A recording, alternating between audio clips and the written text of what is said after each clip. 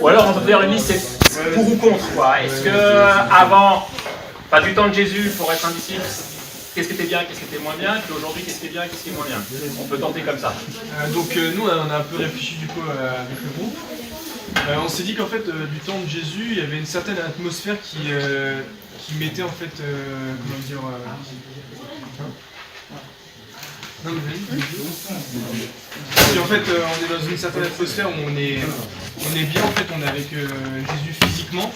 Et je pense que ça apporte quelque chose visuellement, en fait, de voir ce qu'il fait. Et de notre temps, on est plus dans le...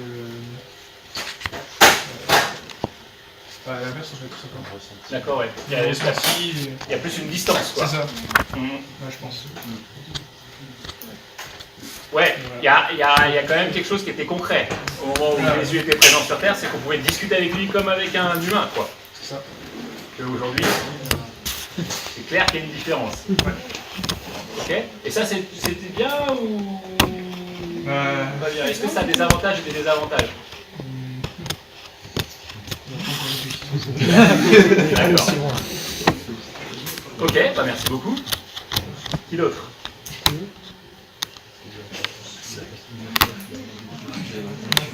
Non, il y en a un premier qui a parlé, donc après c'est facile. Il n'y a aucune mauvaise réponse, évidemment. Moi, je pense nous, on était plus du même truc. On a juste été aussi dans le fait de voir tout laisser, suivre Jésus. À notre époque et à l'époque de Jésus, c'est bien, c'est différent. Ouais. Et aussi, on a parlé aussi un peu de l'intimité que les disciples avaient avec Jésus. À l'époque, ils étaient vraiment des amis, c'était des disciples, mais c'était une famille. Et on a vu genre en Marc 9, quand Jésus il a pris ses disciples, et il ne voulait pas que les autres les écoutent, mais il voulait parler à leurs disciples, il leur dit qu'il allait mourir. Et c'est une intimité qu'il avait avec eux. Et c'est vrai qu'aujourd'hui, est-ce qu'on a vraiment cette intimité avec Jésus? Est-ce qu'on a vraiment cette amitié avec lui? Ouais, c'est vrai, ça moi c'est un truc que je trouve qui est très marquant dans la relation de Jésus avec ses disciples, c'est qu'il y a des choses qu'il dit à tout le monde, puis après il y a des choses qu'il dit seulement aux disciples. Et il y a même des moments, je ne sais pas si vous avez regardé des textes comme ça, après par exemple on va parler de Pierre, mais plusieurs fois dans la Bible, dans les évangiles, Pierre il va dire oui mais t'es le Messie, et plusieurs fois Jésus va lui dire ok mais ça tu ne dis pas aux autres. Et donc on voit que ça va très loin en fait, cette histoire-là de dire ouais vous savez mais attendez les autres qui ne sont pas prêts quoi. Et donc ouais il y avait de ça ouais. Je pense que c'est aussi un truc un peu différent avec les disciples, c'est que Jésus n'était pas encore mort, il n'était pas encore ressuscité. Et il y a aussi, je pense, tout un pan de la personnalité de Jésus qu'ils n'avaient vraiment pas compris et vraiment pas découvert. Et on a aussi un avantage en Jésus même nous, c'est qu'on a eu des enseignements sur la Bible le dimanche, les pasteurs qui en parlent et tout. Et je pense qu'à ce niveau-là, on est quand même un peu plus éclairé et ça donne quand même un peu un avantage à nous. Ah quand même, ouais. Ça vous paraît pas? Moi des fois les disciples, ils m'énervent. Je sais pas vous, mais par exemple je l'ai mis, ils ont du mal à capter quoi. Ça c'est l'épisode par exemple où les disciples ils discutent entre eux, mais c'est qui le plus grand? Les mecs, ça fait 3 ans que vous êtes avec Jésus, il n'y a rien qui vous rentre dans la tête? Et on voit qu'il y a des trucs qui évoluent pas beaucoup. C'est pareil, Jésus il est en train d'expliquer à Pierre, tu sais je vais mourir et tout, puis Pierre, non jamais je laisserai faire ça et tout, tais-toi. Et moi je suis tout à fait d'accord avec ça en fait. C'est que je crois que paradoxalement, les disciples, parce qu'ils étaient avec Jésus physiquement, ils n'arrivaient pas à avoir cette dimension divine. Et Jésus, vous regardez par exemple la dernière nuit qu'il passe avec les disciples, entre le repas où ils prennent la scène et tout ça, et le moment où Jésus va être pris par les gardes. Pendant 3 chapitres, il leur dit « Ouais, je vais mourir, je dois partir, je vais retourner vers le Père. » Et les autres, ils sont là, ils ne comprennent rien. Ça vous a jamais choqué que Jésus, il meurt, il ressuscite, ils n'y croient pas? Mais nous, on a un peu pareil en fait. Enfin, on a compris ces choses-là, Jésus, Dieu, le Père, le Fils, le sacrifice. Mais je trouve que, moi, je parle pour moi, dans ma vie, il y a des choses que je comprends, mais parfois je me surprends à ne pas les faire, ne pas les appliquer. Donc, c'est un autre niveau, mais on est bête aussi parfois. en tant que disciple. Ouais. Et, Ouais. je me dis, bah c'est bien parce qu'on voit que eux, malgré le fait qu'ils avaient Jésus en face d'eux, bon, alors j'essaie de me rassurer en me disant, bah nous, il n'est pas là, Jésus, c'est normal que parfois on a un peu plus de mal à utiliser les choses. Ouais, mais justement, ce que je veux dire, c'est que moi, ce que j'ai voulu montrer dans ces deux références-là, c'est que des fois, ils sont comme nous, en fait. Bien que Jésus soit avec eux, ben, comme nous, ils ont des trucs qu'ils ne comprennent pas, en fait. Et qu'ils reviennent des fois à des attitudes très basiques, quoi. Ok, merci beaucoup. Et d'autres? Une remarque, un commentaire? Pour revenir en fait à un avantage pour aujourd'hui, enfin, le fait que du coup Jésus soit avec nous mais vraiment sous une autre forme, on va dire, c'est que maintenant il peut l'être en fait de manière individuelle dans le monde entier, ça que on y accomplit du coup l'œuvre de la croix. Et en revenant auprès du Père, il a repris sa stature divine. Et du coup, son omniscience, son omniprésence, son omnipotence. Et du coup, maintenant, dans le monde entier, la personne qui est perdue, qui est au fin fond du monde, quelque part dans un coin peut-être inaccessible, peut entendre Jésus parce que l'émission est cette divinité en fait, que chacun peut être touché également et qui peut être à plusieurs endroits, à la fois. Et peut-être ce n'était pas le cas là, en fait aussi. Peut-être c'est tout d'ailleurs.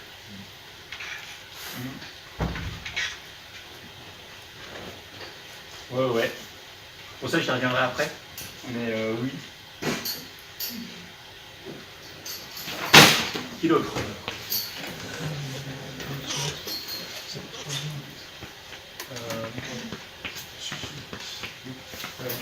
Moi j'ai une chose. Oui.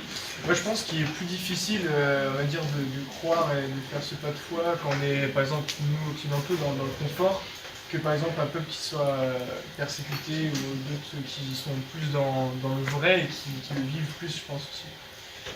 C'est une différence entre eux aussi. Ouais. Alors là aussi, ce texte-là, il est pas vraiment connu. Je l'ai un petit peu comme ça dissipé à plein temps. On nous explique en fait concrètement comment il faisait pour vivre. Vous avez capté, par exemple, quand Jésus l'appelle les disciples, c'est qu'avant c'était des gens qui travaillaient. Ils ne travaillaient plus, parce qu'ils suivaient Jésus à plein temps. Et c'est les autres, entre eux. Et là, notamment dans Luc 8, on a la liste des femmes qui étaient riches et qui payaient en fait. Pour que c'était des femmes qui avaient des époux, plutôt, c'est leurs époux qui étaient riches, et elles payaient pour la subsistance des disciples. C'est elles qui leur assuraient de vivre. Donc en fait, des fois, moi j'aime bien parce que oui, nous aujourd'hui on est beaucoup plus confortable. Oui, c'est vrai. Mais eux, ils ont fait que ça. Il y a aussi une notion qui est intéressante, et on en avait parlé avant, c'est que en fait, eux, quand ils partaient, ils n'avaient pas de téléphone ni quoi que ce soit. Donc en fait, ils partaient parfois pour quelques années où ils étaient sûrs de ne plus revoir, mais du tout leur famille. Et leur famille, pareil, ils ne savaient pas s'ils étaient encore en vie ou pas. Ouais. En sachant que Pareil. Bah oui, c'est ça. Bon, après, c'est une époque qui faisait qu'on était un peu habitués à ça. On trouvait ça normal, c'était ouais, je vais faire un tour. Oui. Ok, à l'année prochaine. Ouais, c'est vrai qu'en fait, on s'est dit que peut-être aujourd'hui, dans le monde où on est aujourd'hui, c'est pas facile de tout lâcher.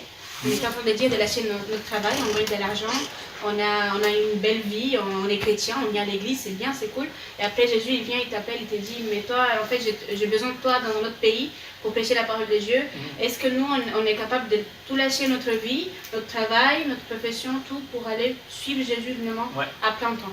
Donc c'est plus difficile de faire ça aujourd'hui, vraiment, que le faisaient les disciples. Ouais. Mais Alors, je pense que tout à l'heure, j'ai parlé avec Rachid par rapport justement à cette remarque. Je pense que Dieu, avant tout, il y a un temps de préparation. C'est-à-dire que s'il faut que tu ailles quelque part, tu auras le temps d'être préparé, quoi. Aller là-bas.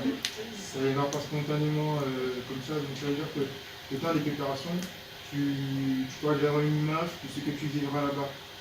Et ça ne permettra que voilà, tu pourras prendre ce risque-là si tu as cette conviction que c'est là-bas que Dieu t'envoie. Malgré tout ce que tu pourras entendre comme persécution, comme tempête, tu pourras y aller, quoi. Je partage ton avis, mais je pense que cette possibilité-là aussi peut exister. Ouais. Et loin de moi l'idée de dire que c'était facile, mais il faut voir le contexte. Vous avez des indices, par exemple, quand on parle de Jean-Baptiste. Vous avez remarqué que dans des textes, on parle aussi des disciples de Jean-Baptiste. En fait, à l'époque de Jésus, il y avait une grande quête spirituelle. Et quand on lit, donc du coup, c'est moins clair dans les évangiles parce que c'est vraiment centré sur Jésus. Mais quand on lit des textes historiques qui parlent de la même époque, en fait, des sages, des rabbis, y compris chez les Juifs, il y en avait beaucoup. Et c'était des enseignants avec leurs disciples. Et en fait, c'était un mode de vie qui était, je dirais pas habituel, mais qui existait. Et donc c'est pour ça que j'ai insisté là-dessus, ils étaient entretenus. C'est comme s'ils avaient leurs supporters. En fait, ils disaient, ah oui, c'est bien, apprenez. C'est comme s'ils étaient sponsorisés, en fait, pour aller, par exemple, des fois, quand on se fait sponsoriser par une église, pour aller dans une école biblique ou pour faire une action missionnaire. Et ça se faisait beaucoup. Et par exemple, quand Jésus il appelle ses disciples, c'est un truc, en fait, qui s'est remarqué à l'époque, parce que d'habitude, les disciples choisissent leur maître. C'est un disciple qui dit, ah oui, l'enseignement de ce sage-là m'intéresse, donc je vais le rejoindre. Et là, effectivement, c'est pour ça qu'on appelait le mot disciple et pas juste enseigner ou élève. C'est qu'un disciple, c'était plus qu'un élève, c'était quelqu'un qui vivait avec son maître. Hein, et ça se passait pas que avec Jésus. Donc c'était le contexte de l'époque et tout ça, puis il y avait le problème de l'occupation romaine et tout ça. Donc je dis pas que c'était facile, mais c'était pas du tout quelque chose d'incongru. Je sais pas si vous voyez ce que je veux dire, c'était pas du tout bizarre de suivre un maître et puis d'arrêter de bosser à ce moment-là, et ça se faisait pas mal. Et c'était une époque, à l'époque, où il y avait un vrai réveil spirituel, parce que les Juifs, ils en avaient vraiment marre des Romains, et d'ailleurs, 30 ans après Jésus-Christ, après la mort de Jésus, ça va être la méga révolution, et c'est là que les Romains vont forcer les Hébreux à quitter vraiment ce qui était la Palestine de l'époque. Et c'est là qu'ils sont partis un peu partout, quoi. Mais c'est parce que les gens ils avaient un très fort élan spirituel et nationaliste aussi. Donc voilà, des fois on peut faire des rapprochements et tout, mais j'entends qu'aujourd'hui quitter ça ne veut pas dire la même chose. Mais on voit par exemple là, on a déjà parlé ici, pas ce soir, mais avec l'idée du jeune homme riche qui vient voir Jésus, il dit ah, qu'est-ce que je dois faire pour te suivre? L'autre il dit tu sais. Ah ouais mais je fais tout. Ouais tu fais pas tout. Vends tes machins et tout. L'autre il n'est pas très content. Et moi ce qui me marque beaucoup dans ce texte-là, c'est la réaction des disciples. C'est pas ah ouais le sale riche, ah là là là là, attends. Regarde Jésus il fait mais si lui il n'est pas sauvé, qui va être sauvé? Parce que justement c'est ce que tu dis, c'est le sacrifice de laisser les choses. Et les gens disent renoncer à soi, c'était un problème à l'époque comme aujourd'hui. Et les disciples qui n'étaient pas très riches, pour la plupart, ça les a choqués que Jésus parle aussi durement, quelque part, à quelqu'un qui pourtant était riche. Ok, ça va? Quelqu'un veut dire encore autre chose?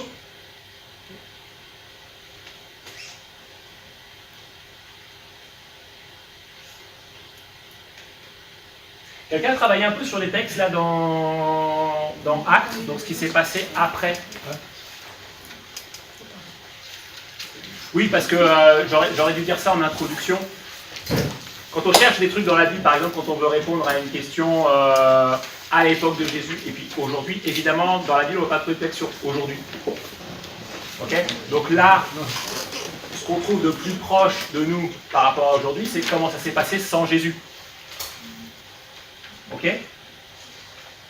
Donc là, par exemple, dans Acte 2, c'est l'épisode de la Pentecôte. Je ne sais pas si vous voyez de quoi il s'agit. C'est la première fois que les disciples ils reçoivent l'Esprit. Il y a Pierre qui va faire tout un discours qui est super important à lire. Et il y a 3000 personnes qui vont se convertir ce jour-là. Ok?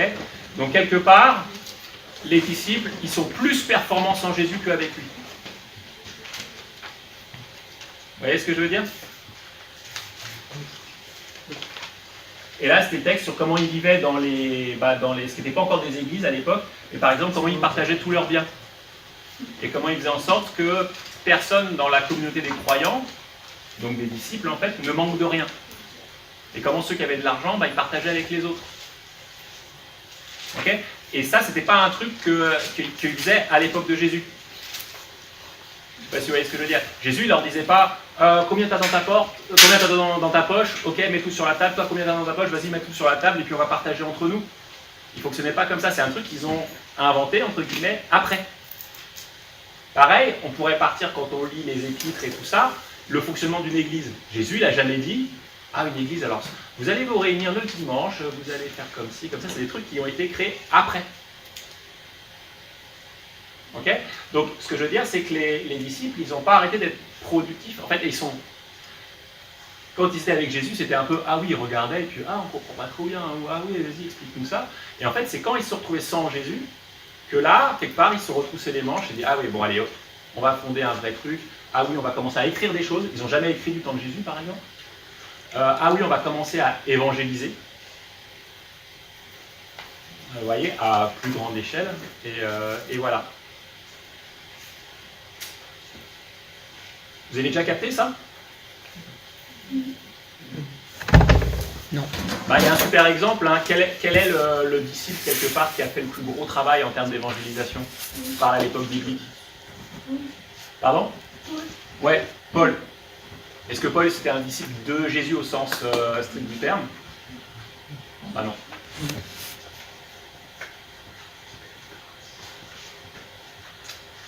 Et voilà, donc ça, peut-être que ça peut faire réfléchir un peu.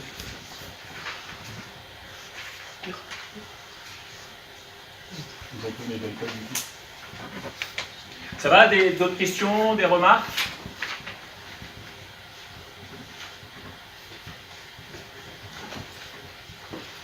Bon alors, on ne va pas nier que les disciples qui ont vécu avec Jésus, ils ont vécu quand même quelque chose de particulier. Ok, on va quand même pas retirer ça. Ils ont vécu avec lui. Donc moi, ce qui m'a toujours impressionné aussi, c'est ce qu'ils ont vécu avec lui qui n'est pas écrit. Parce qu'il y a des trucs qui sont écrits, mais des fois, il a fait beaucoup d'autres miracles. Ou alors justement, on a des infos de seconde main. Moi j'aime bien le texte par exemple où il y a des disciples de Jean-Baptiste. Jean-Baptiste est en prison, il a été arrêté parce que lui était droit dans ses bottes et il critiquait le roi qui s'était marié avec une femme qu'il ne fallait pas et tout et tout. Et donc Jean-Baptiste avait critiqué, donc il se retrouve en prison. Et Jean-Baptiste, c'était un mec qui vivait dans le désert, il mangeait des insectes, straight, on dirait les Anglais. Et puis il envoie des disciples parler à Jésus parce que Jésus il fait quoi? Bah genre il y a un pêcheur notoire qui vient voir Zachée, collecteur d'impôts et tout. Jésus dit ouais bien, tu vas m'inviter à manger chez toi. Donc on comprend que les autres ils disent ouais mais qu'est-ce qu'il fait Jésus à part faire la fête et aller voir les gens mauvaise vie et tout. C'est pas forcément écrit, mais on voit que c'était une réputation qu'il avait. Et donc on voit qu'en fait les disciples ils ont vécu vraiment quelque chose de très riche en fait. Et très approfondi, et des fois on a du mal à capter jusqu'où que ça allait. Mais en même temps, on se rend compte qu'il y a des trucs qu'ils ont eu beaucoup de mal à intégrer. Par exemple, le fait que Jésus allait mourir et ressusciter. Il leur a dit plein de fois. Mais résultat, quand il est mort, tout le monde était « Oh !» Ils se sont échappés, quoi. Et puis quand il est ressuscité, il y en a qui n'ont pas cru, ils ne l'ont pas reconnu. C'est quand même pas mal, ça, ceux qui ont vécu avec lui pendant longtemps, et Jésus revient, et puis c'est tellement incroyable, enfin moi je me mets à leur place, c'est tellement incroyable, ils disent non c'est quelqu'un d'autre, c'est pas possible, Et pourtant Jésus il leur a dit, vous pouvez lire par exemple dans Matthieu 16 au verset 22, il y a plein de chapitres dans Jean, vous prenez justement, vous lisez entre la Sainte Seine et l'arrestation de Jésus, mais pendant 3 chapitres, il leur dit, je vais mourir, je retourne auprès du Père, il faut que je le fasse, vous allez être dans la peine à un moment, mais après vous serez restaurés, tout machin. Il leur dit, et les mecs qui sont là, et puis, oh non, il est arrêté, oh non, c'est bon. Donc, voilà. Et on voit qu'en fait, c'est une fois, c'est ce que je disais tout à l'heure, une fois que Jésus est parti, finalement, c'est là où l'Église va croître. Il va y avoir une croissance spirituelle dans l'Église, et puis que très rapidement, il va y avoir les problèmes que nous, on a aujourd'hui. Je ne sais pas si vous lisez, par exemple, la première épître aux Corinthiens, c'est assez incroyable ce qui se passe dans cette Église-là, quelques dizaines d'années après Jésus. Les disciples qui ont vu Jésus en vrai, ils sont toujours vivants. À l'époque où on parle des Corinthiens, et pourtant, c'est des églises, il y a de l'inceste, il y a des procès entre membres de l'Église, il y a de l'inconduite sexuelle, il y a plein de problèmes comme ça. Et d'ailleurs, entre parenthèses, moi j'aime bien quand les églises font un peu la course qui fait le culte le plus authentique des premiers temps. Et dit ouais, ben, quand on lit ça, c'était pas, ça donne pas envie de faire la même chose, quoi. Et donc bref, on voit qu'en fait ils ont les problèmes que nous on a aujourd'hui. C'est venu tout de suite en fait. Et puis c'est pareil, les guéguerres, quoi. Pareil, vous lisez Corinthiens, Paul, il y a tout un truc, ouais, alors mais qui est disciple d'Apollos, qui est disciple de Pierre, qui est disciple de Paul, et on voit qu'il y a toujours les divisions. Et ça, c'est venu tout de suite aussi. Donc en fait, des gens qui ont vécu avec Jésus, bah, très rapidement, ils ont eu les mêmes problèmes que ceux qu'on a aujourd'hui. C'est pour dire qu'en fait, on n'est pas si différents. Et donc oui, ils ont vécu quelque chose que nous, on n'a pas vécu, mais on voit qu'au fond, ça a eu surtout pour effet de créer les conditions de ce que nous, on vit aujourd'hui. Je ne sais pas si vous voyez ce que je veux dire. Le plus important, c'est pas ce qu'ils ont vécu avec Jésus, c'est ce qu'ils allaient faire après. Okay, et donc nous, finalement, on est dans la même chose, on est dans la même dynamique que... C'est qu'est-ce qu'on fait avec ce que Jésus a fait. Et ça, pour ceux qui n'étaient pas là, c'est ce que j'ai essayé de développer les 2 dernières fois où j'étais là. Jésus, il n'a pas seulement enseigné. C'est en ça où les disciples sont très différents des autres disciples. Jésus, il leur a pas juste dit « Ah, ma théorie, c'est ça, et puis je vais vous la justifier. » Non. C'est que son enseignement, c'était « Je vais faire quelque chose. » Et ce quelque chose, ça va changer vos vies. Et le truc, c'était juste d'expliquer ce qu'il allait faire. Ou d'expliquer ce que ça signifie. Mais ce n'était pas une théorie, vous comprenez ce que je veux dire? Il devait juste permettre de faire comprendre. Et c'est seulement une fois que ça s'est produit qu'ils ont compris. C'est seulement une fois qu'il est mort et ressuscité que là, d'un coup, tout ce qu'ils avaient appris pendant 3 ans, ça s'est construit. Et ça a donné ce que Jésus voulait donner. Et ça, finalement, ça montre que nous, on est dans un état qui n'est pas si éloigné que ces disciples-là. Et quand tu disais tout à l'heure, c'est très juste. À l'époque où eux étaient avec Jésus, ils n'avaient pas les évangiles. Ça n'existait pas, ça a été rédigé des dizaines d'années plus tard. Ils n'avaient pas les épîtres, ça a été rédigé encore plus tard. Ils n'avaient pas des lettres apostoliques et des machins comme ça, c'est arrivé encore plus tard. Et donc nous, finalement, on sait plus de choses qu'eux. Okay. Par exemple, on voit clairement quand on lit les épîtres de Paul, Paul, lui, il a démarré son ministère. Jésus venait de dire quelques années avant, je reviens bientôt. Donc, quand on dit à quelqu'un je reviens bientôt, bah, il regarde sa montre, il dit ouais, vas-y, je t'attends ici. Et en fait, nous, on a capté que ça voulait dire autre chose. On a capté que je reviens bientôt, c'est pas attendez-moi là. C'est je vais revenir, mais préparez-vous.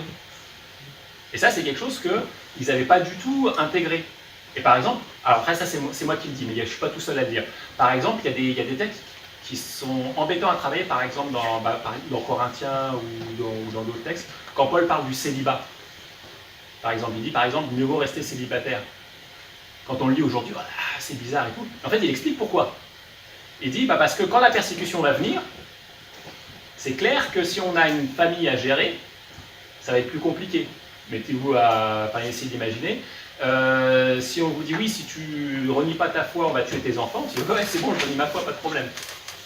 Si tu es tout seul, tu es prêt, c'est plus facile. C'est plus évident de dire ouais, moi je m'en fous, tuez-moi, quelque part après ça va m'amener plus vite au paradis, pas de problème. Mais mes enfants, ils n'ont rien fait à personne, oui, non, laissez-les tranquilles. Vous voyez ce que je veux dire? Ce sera plus simple à gérer. Mais Paul, lui, il est dans l'idée de oui, Jésus a dit qu'il revenait bientôt, il va revenir. Et si on n'a pas cette clé de lecture, on a du mal à comprendre certains passages des épîtres. Okay. Et donc, quelque part, nous, aujourd'hui, on sait que Paul, dit, ouais, on pourrait lui dire, mais calme-toi un peu, là. T'as le temps. La persécution dont tu parles, c'est autre chose. Parce que lui, il a effectivement vécu des persécutions, mais ce n'était pas la grande persécution des derniers jours.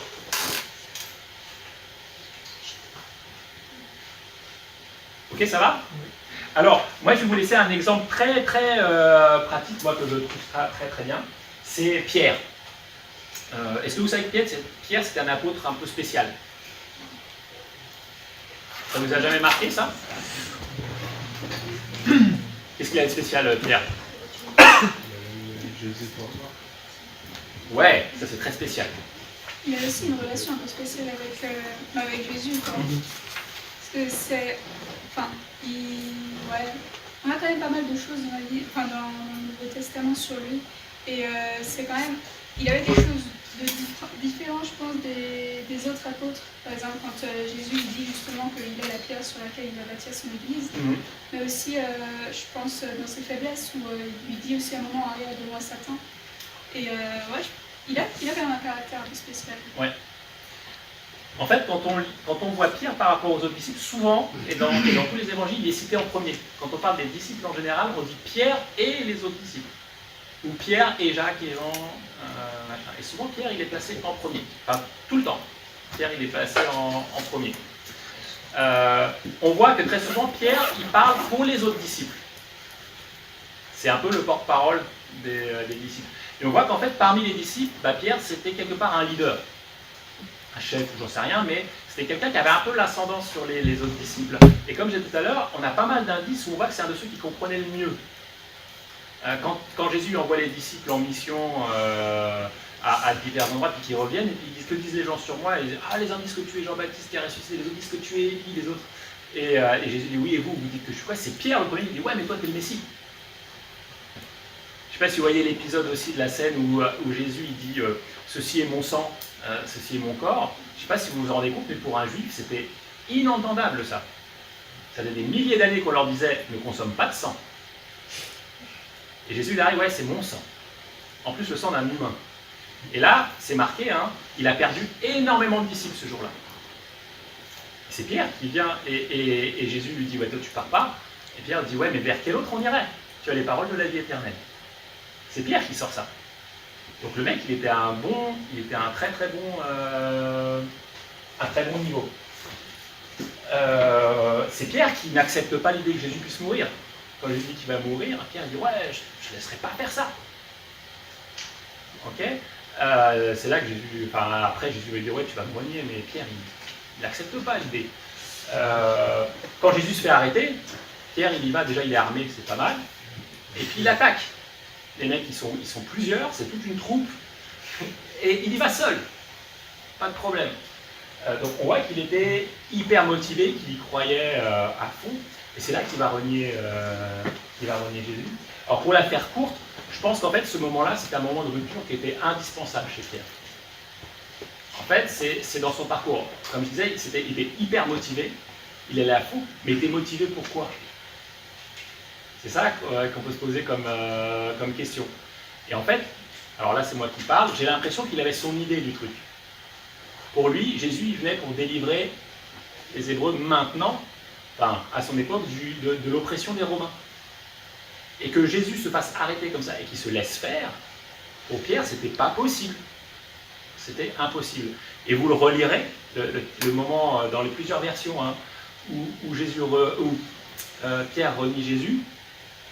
C'est pas seulement, il dit pas seulement je le connais pas ou machin. Il dit je ne connais pas cet homme. Quelques jours avant, il dit t'es le Fils de Dieu, t'es le Messie. Et quand on lui demande t'es pas avec lui, il dit non, je ne connais pas cet homme. Donc on voit bien qu'il y a une rupture chez lui. Je ne sais pas si vous comprenez ça comme j'essaie de dire. Il ne dit pas oui, je renie son enseignement ou machin. Il dit mais finalement c'est qu'un homme. Et moi je croyais que je suivais Dieu et là j'ai qu'un homme devant moi, il saigne, il va mourir. Il y a d'autres moments, je ne sais pas si vous regardez avant, où que Pierre a vu, par exemple, c'est pas la première fois qu'on veut tuer Jésus. Il y a un moment où il y a des gens qui veulent le lapider et puis ils sont frappés d'aveuglement et Jésus peut partir. Donc Pierre, moi je pense que c'est pour ça qu'il l'a suivi. Il attendait de voir un truc comme ça. Et puis ça ne se produit pas. Donc c'est là qu'il se barre. Et puis, il y a le fameux truc, Jésus ressuscite, et puis il rediscute et tout ça. Puis il y a le coup des 3 fois même tu. Pierre il a renié 3 fois, et Jésus quand on discute avec lui, 3 fois, il dit est-ce que tu m'aimes? Et à la fin Pierre dit mais tu sais, tu le sais. Il essaye même pas de justifier. Et on voit que là il y a quelque chose qui se rétablit en fait dans son truc. Et il y a justement le discours de la Pentecôte, et là c'est Pierre qui le fait.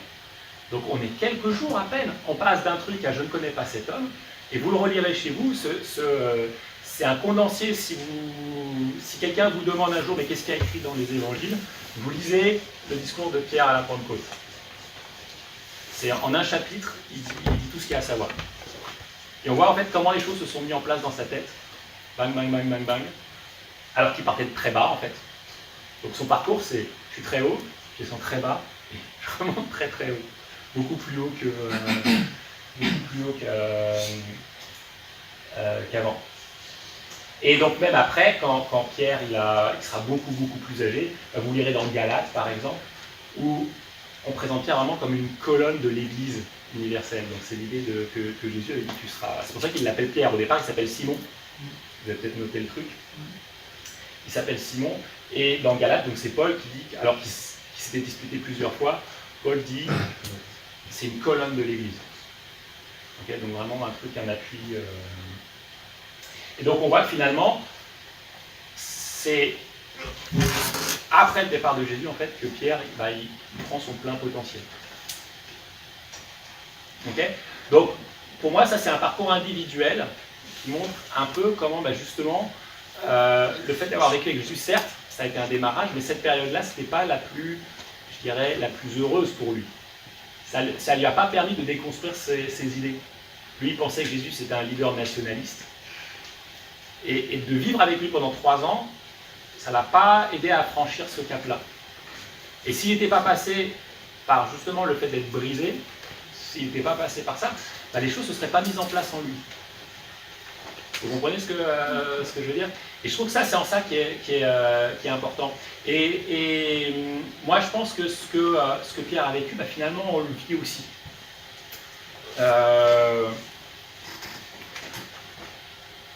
Je dis ça, c'est juste logique, mais le Jésus que vous connaissez aujourd'hui, c'est pas le bon. Je parle pour moi aussi. Parce que quand on aura plus d'expérience, quand on connaîtra mieux Jésus, on dira, oui, mais il y a 20 ans, je pensais ça, quel idiot. Ok? Et c'est normal, la vie c'est comme ça. Mais ça veut dire que régulièrement, il y a des moments où on va devoir, pas renier heureusement, mais remettre les choses en place. Okay, et je pense qu'il y a beaucoup de ça dans notre vie spirituelle. Il y a des périodes, comme les disciples, ils ont vécu une période spéciale avec Jésus. Nous, on peut dire qu'il y a une période spéciale quand on découvre un peu tout ça, mais on est à la surface, quoi. On se dit, Jésus quand même, c'était un... Ah, qu'est-ce qu'il parlait bien, ah ouais, il dit quand même des super idées, tout ça. Plein de gens sont impactés par ça, par exemple. Il y a plein de gens qui sont non-croyants, ils disent, ah ouais, mais le message évangélique, j'adore, hein, ça me parle, ouais, mais vous les uns les autres, c'est clair. Et puis, mais après, il y a une rupture, dire, oui, mais ça, c'est pour toi. Ça se passe là aussi, c'est pas que là. Mais ça, c'est une autre paire de manches. Et c'est en ça, je trouve qu'on peut aussi se poser la question, les disciples, c'est pas juste avant-après, c'est nous aussi, on a des avant-après. Vous comprenez l'idée? Il y a aussi en nous des trucs, ah, j'ai vécu un truc super fort, ouais, mais attends, il y a peut-être encore autre chose derrière. Donc voilà, et du coup je suis allé beaucoup plus vite que d'habitude. Je ne sais pas s'il y a des questions, des remarques.